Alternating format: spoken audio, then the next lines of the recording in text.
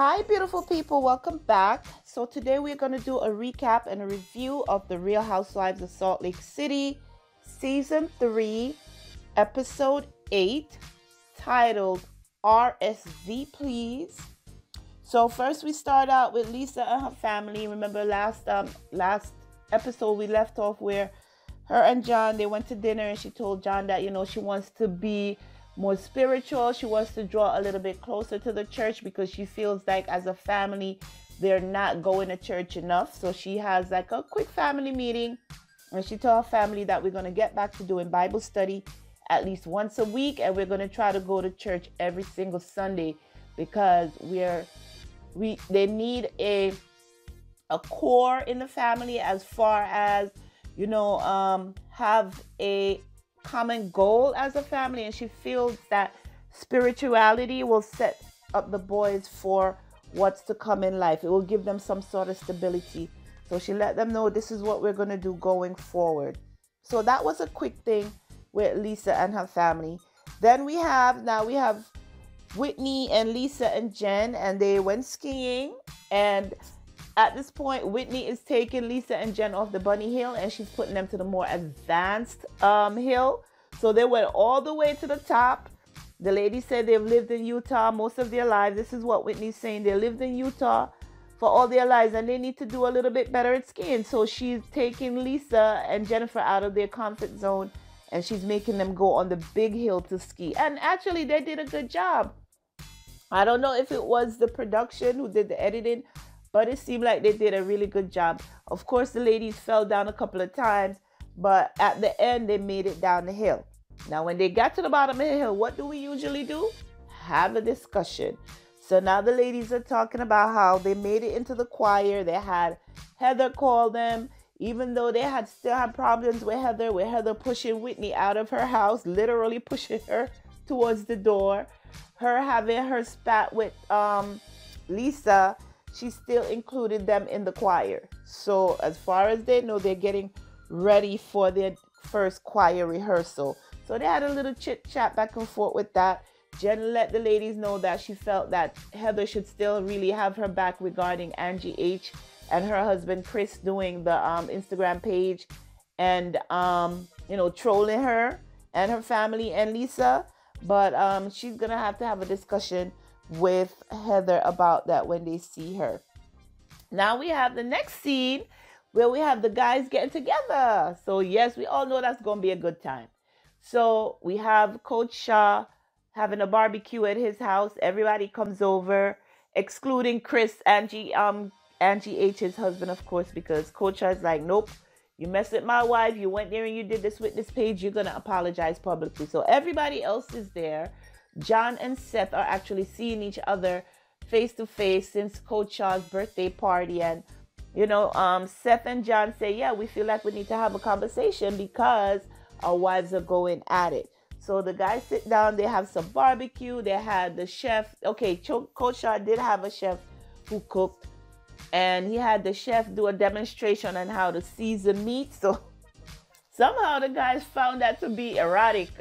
Seasoning meat. I don't know how that come about. I guess it's a thing amongst guys having a big piece of steak and actually getting that ready to cook. But they seem to have fun with that. And then Seth asked John to come outside and talk to him. So they went out. John, Seth is like, this is a really awkward conversation for me because you and I have been friends for a while. I've never had a friend where our wives are fighting. So it's forcing me to pick sides, so I need to know where we are. And then Seth said to John, how would you feel if your wife said those things if my wife said the things that Lisa said about you? What if the tables were turned? How would you feel? And John was like, I get where you're coming from, but at the same time, Meredith put it out there that Lisa cheated on me. And she said when they went to Arizona, Meredith put it out there that Lisa cheated on me. And I'm thinking, no, she didn't. Lisa didn't have anything to say at that table. She just sat there and watched the ladies go back and forth. But Meredith didn't have anything to say regarding that. So the guys went back and forth. Of course, the men inside were watching to see if fisticuffs were going to get thrown. But it turned out they hugged it out and it was good. They came back inside. Coach Shah said to them, all I want to know is, are we good? Are we better than where we were before? And the guys were like, yeah. And Coach Shah was like, that's all that matters. So now we're going to be okay going forward. So that was good to see. The guys usually, you know how us women, we could drag things out for months, for years, for decades. The men, they just talk it through. Sometimes they don't even talk it through. They just move on. So right now the guys are good, but of course the ladies are still not good.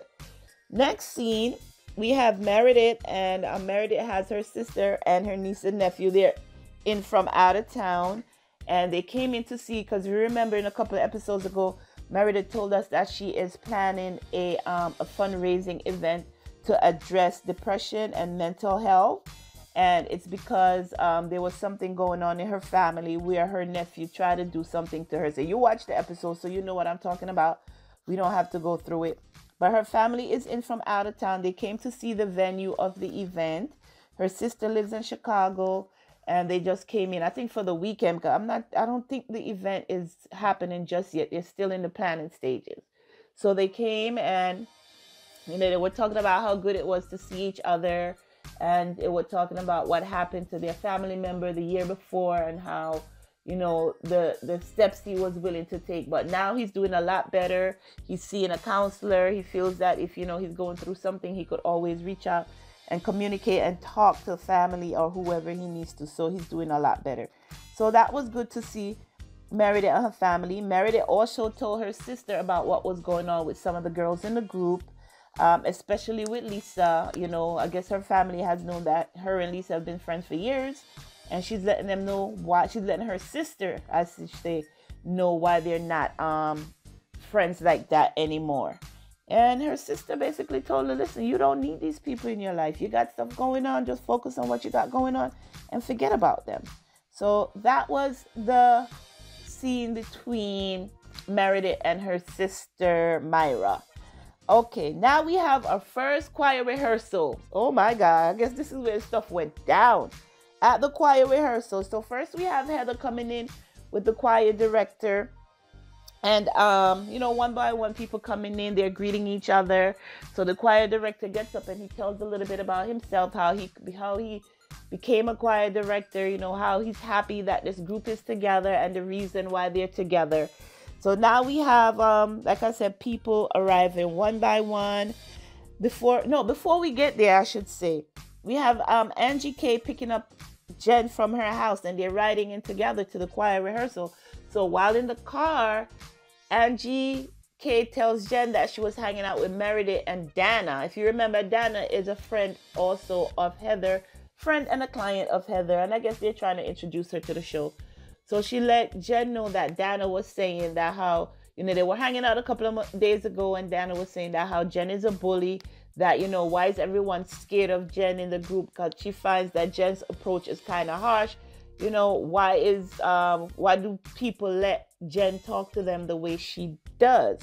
So Jen was upset with that. She's like, how dare her call me a bully? I'm going to address this. And then she's telling Angie K about Heather's reaction to her telling her about Chris and Angie H's behavior on Instagram. She said at first Heather was upset, but yet when she came in front of Angie H, she just shrugged it off and made it seem like it wasn't a big deal, and that wasn't okay with her. She says that Heather needs to show that she has Jen's back. She still wants Heather to show that she has Jen's back, and if she can't do that, then they're gonna have a problem.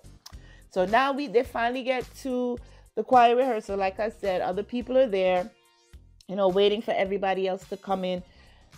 Lisa comes. She's one of the last to arrive. The choir director says, all right, guys, let's start to warm up. Follow my lead. This is what I do. While everybody is warming up, Lisa decides she wants to have a full-blown conversation with Heather. And Heather's like, oh my God, I can't believe you really want to do this here? She's like, well, we need to talk about it. Lisa would not let her get away. I mean, all Heather wanted to do was practice with her choir, and Lisa was still going in. So, okay, Heather said, all right, so since you want to do this, let's talk about it. She's like, why did you, if you want us to move forward, why did you feel the need to tweet what you tweet about my dad? And then, how is that progressive? How is that going to bring us forward and to be better than we were before? Lisa goes in to say what she had to say. She had a lot to say. Honestly, I wasn't listening to the point because I was listening to the people warm up. Literally, they are singing, they are doing their they're doing their do re mi and fa la la la la. And Lisa is going in on Jen. Jen is answering her. I thought at one point Jen was going to say, come on now, this is not the place or the time to do this. But Lisa wouldn't let her get away, so she had to answer it. At one point, they were doing the song, God Be With You Till We Meet Again. I really thought that Jen was going to tell her, listen, if you don't want to be here, then go and God be with you till we meet again. So Lisa came out and asked Heather the question straight up. She's like, do you want to be my friend? Heather thought about it for a while. She said, if you're really ready to start a clean slate from here, day one, yes, let's go ahead. And Lisa was like, but you talking stuff about me. I'm like, oh my gosh, this girl don't get it. At one point she sees, because by now everybody is not able to concentrate on what they're doing because they're loud. So the ladies are looking over. She's like, there goes Whitney. Come on over here. This is Lisa calling Whitney over.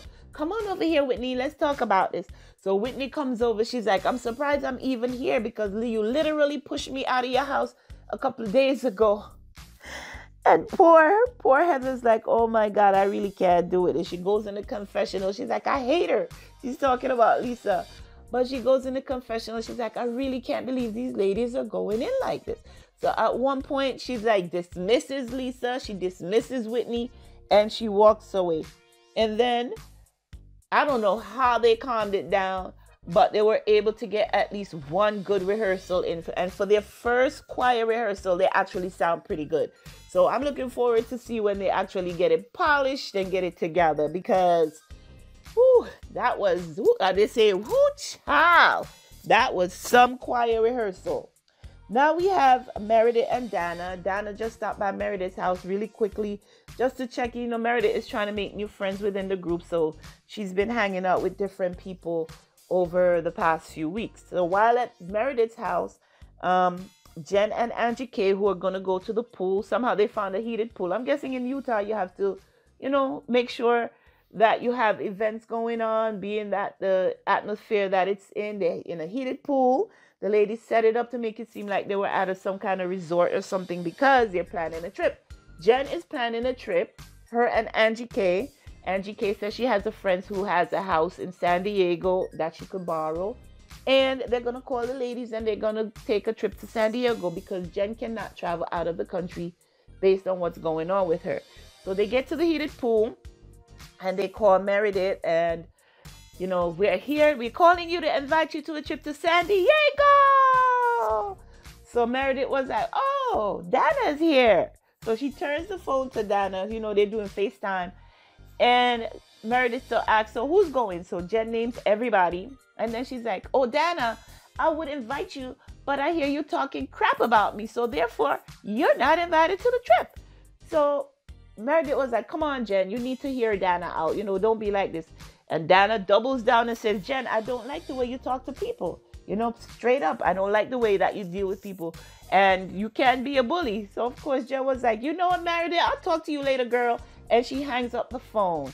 She gets out the pool upset. You know how Jen likes to storm away and get loud and throw things. So she get out the pool and storms away into the building. She tells Angie K before she leaves, she's like, I'm not going to be allowed this woman to be calling me a bully because I am not a bully. Do not give me that label. And she storms away. So now Angie K is in the pool and she's like, well, I guess that's aloha to me. So I'm like, oh my God. I can see Angie K is going to be one of my favorite already because she gets in your face. She got into Angie K's face at the choir rehearsal. She's trying to get Jen to see, be rational, Jen. Let's talk this through. Let's talk about it. So I could tell she's going to be one of my favorites. She's not in any drama just yet. Not like Angie H, who started the drama on social media. So Angie K she's going to be one of my favorite going forward. I see her making next season. So that is where the episode ended. Jen is not happy to be called a bully by Dana. And I don't think Jen is a bully. Yeah, she's passionate when she speaks. So what? You know, she is not a bully in my opinion. I'm guessing Heather and Whitney and Lisa are gonna go at it again because there was no resolution there, even though they interrupted, Lisa, I should say, interrupted the choir rehearsal. People over here trying to sing for the Lord, and you want to have a big old discussion and an argument regarding how you made me feel, what you made me do, what you did, what kind of tit for tat business you got going on here. So the next episode should be really interesting, and I'm looking forward to seeing it. So that is my recap and my review of Real Housewives of Salt Lake City, Season 3, Episode 8, titled RSV Please. Okay, guys, until the next time, be sure to take care of yourselves and your families. Bye-bye.